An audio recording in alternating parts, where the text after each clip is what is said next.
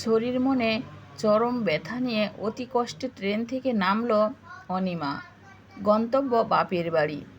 বাবা মায়ের কাছে এই কঠিন সময়ে আদরের আশ্রয় পাবে, এই তার আশ্বাস। মা বাবা যদিও বিয়ের পর সেভাবে খোঁজ রাখেন না মেয়ের, বেশি ফোন করলে বিরক্ত হন, বলেন বিয়ের পর এত বাপের বাড়ির সাথে যোগাযোগ রাখতে নেই, সংসারটা করো মন দিয়ে, মানিয়ে গুছিয়ে নাও। তা হোক, তবু তো মা বাবা জন্ম দিয়েছেন, বড় করেছেন এত কষ্টে, সবটা শুনলে নিশ্চয়ই ফিরিয়ে দেবেন না, নিশ্চয়ই বুকে টেনে নেবেন। এই আশাটুকু বুকে নিয়ে এগিয়ে চলল সে বাপের বাড়ির পথে। বাড়ির দরজায় কলিং বেল বাজল।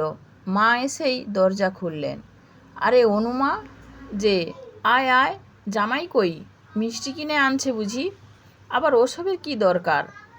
দীপ আসেনি মা, আমি একাই এসেছি। মায়ের অবাক মুখের দিকে তাকিয়ে কোনো জবাব না দিয়েই অনিমা চলে গেল ভেতরে। জামাই কেন এলো না? ঝগড়া করে এসেছিস নাকি অলক্ষণে মেয়ে? মায়ের কথার জবাবে সে একটি কথাও বলল না।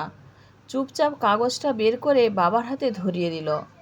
একটা প্রেসক্রিপশন সেটা, যাতে স্পষ্ট লেখা আছে অনিমা ক্যান্সারে আক্রান্ত।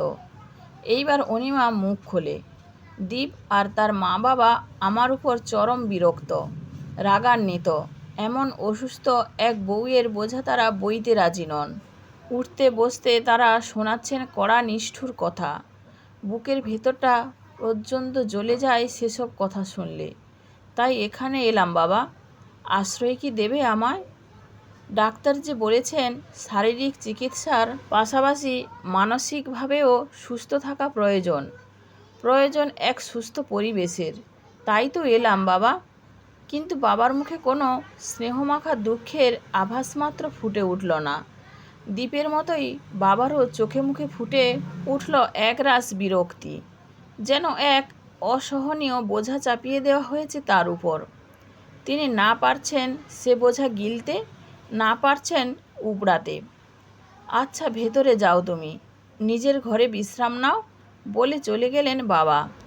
মরার উপর খাড়ার ঘাকেই সম্বল করে সে মেয়ে ব্যাগপত্র নিয়ে চলে গেল নিজের ঘরে। ফোন করো একবার দীপকে, হাজার হোক ওরই তো স্ত্রী। মা বললেন বাবাকে নিচু গলায়, যাতে মেয়ের কানে কথা না পৌঁছায়। আমিও সেটাই ভেবেছি। গলায় একরাশ বিরক্তি নিয়ে দীপকে ফোন করলেন বাবা।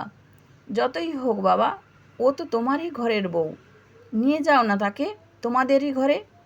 ক্ষমা করবেন আঙ্কেল, অমন রুগ্ন মেয়েকে সংসারের কোন কাজে লাগাবে যে ঘরে নিয়ে আসবো যত্ন করে? আর আপনি বাবা হয়েই অনিমার উপর বিরক্ত, তাহলে আমরা কেন অযথা বোঝা বইতে যাব বলুন তো? হ্যালো হ্যালো, কিন্তু ফোন ততক্ষণে কেটে গেছে। এক বিরক্তিমাখা দীর্ঘশ্বাস ফেলে বাবা বললেন, সত্যিই বোঝা? হ্যাঁ সেই, বিয়ে দিয়েও ও মেয়ের হাত থেকে নিষ্কৃতি মিলল না এতটুকু। সেই রোগ নিয়ে এসে উঠল বাপের বাড়ি। দরজার আড়াল থেকে সবটাই শুনল অনিমা। ওষুধ কিনতে যাওয়ার অর্ছিলায় বাড়ি থেকে বেরোলো ও।